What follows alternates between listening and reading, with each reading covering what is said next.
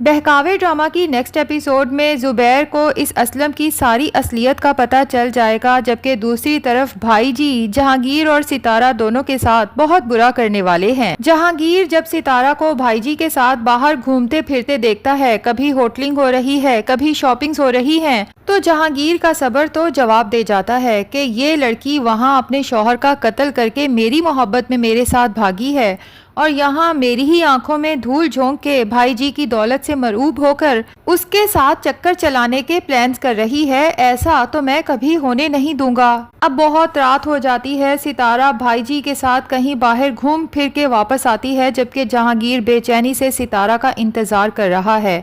تو گھر آتے ساتھ ہی ستارہ سے پوچھتا ہے کہ تم کس کی اجازت سے گھر سے باہر گئی تھی؟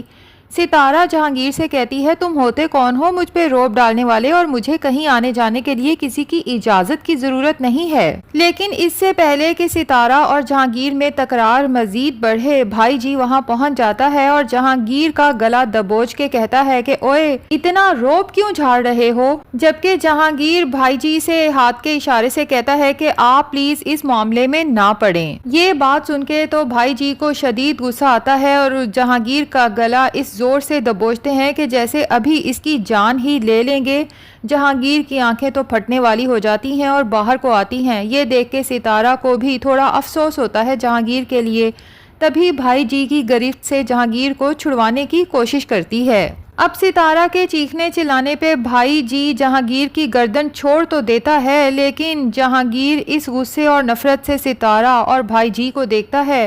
کہ اسی وقت فیصلہ کر لیتا ہے کہ اس ستارہ کی اصلیت تو بھائی جی کو بتا کے رہوں گا۔ جبکہ بھائی جی جہانگیر کو تنبیہ کر دیتا ہے کہ اگر میرے فارم ہاؤس پہ رہنا ہے تو آج کے بعد ستارہ پہ روب جھاڑنے کی یا میرے ساتھ کہیں آنے جانے پہ پابندی لگانے کی ضرورت نہیں ہے، ورنہ تجھے اچھے سے پتا ہے کہ اپنے بندوں سے کہہ کے تجھے فارم ہاؤس سے باہر نکال پھینکوں گا، پھر کہاں جائے گا تو؟ تیرے پاس تو رہنے کا کوئی ٹھکانہ بھی نہیں۔ اب ستارہ کو لے کے جہانگیر کے دل میں تو غصے کی آگ بھڑکنے لگتی ہے اور وہ سوچتا ہے کہ یہ عورت تو کسی کی بھی نہیں، اپنے شوہر کے ساتھ دھوکہ کیا، پھر میرے ساتھ دھوکہ کیا، اور پتہ نہیں زبیر سے پہلے کتنے آدمیوں کے ساتھ دھوکہ کیا ہوگا۔ اب تو اس کی اصلیت بھائی جی کو بتانا بہت ضروری ہے۔ تبھی موقع دیکھتے ہی بھائی جی سے کہتا ہے کہ دراصل بھائی جی میں تو آپ کے فائدے کے لیے ہی ستارہ کو آپ سے دور رکھنا چاہتا تھا،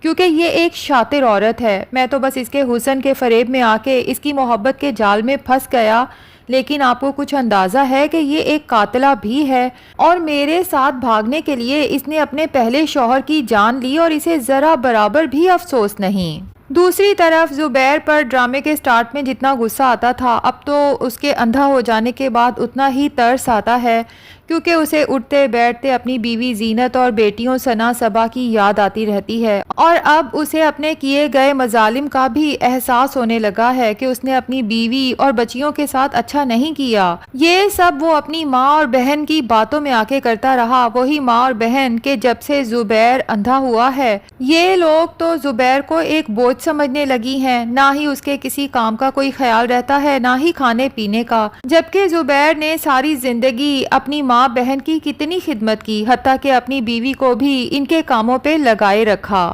حالانکہ ان کی خدمت کرنا زینت کی ذمہ داری نہیں تھی، لیکن کیسی صابر عورت تھی کہ صرف مجھے خوش کرنے کے لیے دن رات ان کی خدمت میں لگی رہتی تھی اور زبان پہ کبھی شکایت کا لفظ نہیں لاتی تھی۔ اب تو زبیر کو خواب میں بھی زینت اور بچیاں پریشان نظر آتی ہیں تو وہ ہڑبڑا کے اٹھ جاتا ہے اور زور زور سے زینت اور بچیوں کو آوازیں دیتا ہے، جبکہ اماں اور سدرا اس کی اس حرکتوں سے تنگ آ چکی ہیں۔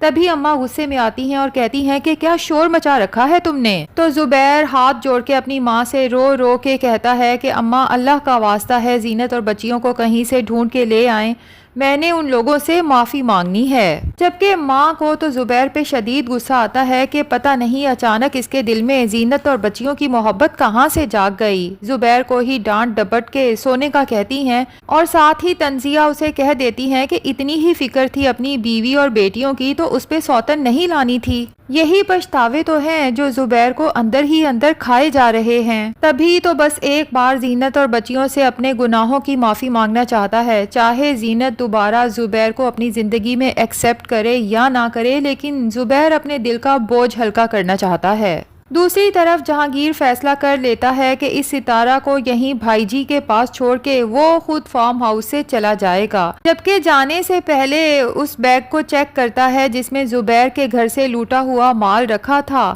تاکہ ستارہ کا حصہ اسے دے اور اپنا حصہ لے کے یہاں سے چلتا بنے۔ لیکن جیسے ہی جہانگیر بیگ کھولتا ہے تو تمام زیورات کے ڈبے خالی ہوتے ہیں اور نقدی بھی بیگ سے غائب ہوتی ہے۔ اب جہانگیر کو تو ستارہ پر ہی یقین ہوتا ہے کہ یہ سب اسی نے مجھے دھوکہ دے کے اٹھایا ہے، تبھی فوراً باہر نکلتا ہے اور ستارہ سے کہتا ہے کہ کہاں ہے وہ سب جیولری اور پیسہ، تم اکیلے اسے نہیں ہڑپ سکتی۔ ستارہ تو سن کے حیران ہو جاتی ہے اور جہانگیر سے کہتی ہے کہ میرے ساتھ زیادہ چلاکیاں کرنے کی ضرورت نہیں، میرے اوپر الزام لگا رہے ہو تاکہ سب کچھ اکیلے ہڑپ سکو۔ اب دونوں ہی ایک دوسرے کو شک کی نظر سے دیکھتے ہیں، بلکہ پورے یقین کے ساتھ۔ جہانگیر کو یقین ہے کہ سارا مال ستارہ ہڑپ چکی ہے، جبکہ ستارہ کو پورا یقین ہے کہ جہانگیر وہ مال پہلے ہی کہیں ٹھکانے لگا چکا ہے تاکہ میرا حصہ مجھے نہ دے۔ اب دونوں میں ہاتھا پائی ہوتی ہے اور ستارہ زور زور سے بھائی جی کو آوازیں دیتی ہے۔ جب بھائی جی کو سارے معاملے کا پتہ چلتا ہے تو اسے تو ستارہ اور جہانگیر دونوں پہ غصہ آتا ہے کہ ان کے پاس اتنا مال تھا لیکن انہوں نے کانوں کان مجھے خبر نہیں ہونے دی۔ اب یہاں پر یقیناً بھائی جی اپنے بندوں سے کہہ کے جہانگیر کو تو فارم ہاؤس سے نکال باہر پھینکوائیں گے، جبکہ ستارہ سے کہیں گے کہ فکر کیوں کرتی ہے، اس سے ڈبل مال لا کے تیرے قدموں میں رکھ دوں گا۔ اور ستارہ یہی سمجھ رہی ہے کہ شاید بھائی جی کے ساتھ شادی کر کے اس کی باقی کی زندگی بہت آرام سے گزرنے والی ہے اور فیوچر بہت برائٹ نظر آ رہا ہے، لیکن بھائی جی کو تو جہانگیر ستارہ کے کارنامے پہلے ہی بتا چکا ہے کہ جتنی یہ معصوم نظر آتی ہے اندر سے اتنی ہی تیز ہے۔ آپ بھی اس سے بچ کے رہیے گا، کیونکہ جو عورت اپنے شوہر کو زہر دے سکتی ہے وہ آپ کے ساتھ بھی کچھ بھی کر سکتی ہے۔ تو بھائی جی بھی بس کچھ ہی دن ستارہ کے ساتھ انجوائے کریں گے، لیکن ستارہ کی روز روز کی فرمائشوں سے تنگ آ کے ظاہر ہے کہ اسے اپنی زندگی سے نکال باہر کرنے کے لیے پہلے تو اسے آئینہ دکھائیں گے اور پھر جہانگیر کی طرح ہی اسے اپنے بندوں سے کہہ کے فارم ہاؤس سے باہر پھینکوا دیں گے۔ دوسری طرف وزیر ابھی تو چپ ہے، کیونکہ اسے سمجھ نہیں آ رہا کہ چھوٹا منہ بڑی بات، اگر میں زبیر بھائی کو اسلم کی اصلیت بتاتا ہوں تو پتہ نہیں وہ میری بات پر یقین کرتے بھی ہیں یا نہیں، جبکہ وزیر کو یہ بھی پتہ چل چکا ہے کہ اسلم دوست ہوتے ہوئے اپنے دوست زبیر کی آنکھوں میں اچھی خاصی دھول جھونک رہا ہے اور اسی کے گھر میں نقب لگا رکھا ہے، کیونکہ سدرا اور اسلم کا چکر چل رہا ہے جس کا نہ تو زبیر کو پتہ ہے اور نہ ہی اس کی ماں کو۔ اب یہاں پر ممکن ہے کہ وزیر یہ تو دیکھ ہی چکا ہے کہ زبیر دن رات اپنی بیوی زینت اور بچیوں کو یاد کرتا ہے، تو وزیر کو کہیں زینت اور بچیاں نظر آ جائیں تو زینت کو جا کے ساری صورتحال سے آگاہ کر دے، زبیر کے ساتھ جو بیتی اور اس وقت زبیر جس حالت میں ہے اور اسلم کس طرح دونوں ہاتھوں سے زبیر کو لوٹنے میں لگا ہوا ہے۔ اور زبیر بھائی دن رات رو رو کے آپ کو اور بچیوں کو یاد کرتے ہیں، آپ لوگوں سے معافی مانگنا چاہتے ہیں تو زینت کا دل تو ضرور پگھل جائے گا، کیونکہ جو بھی ہے زینت تو اپنے شوہر سے بہت محبت کرتی ہے۔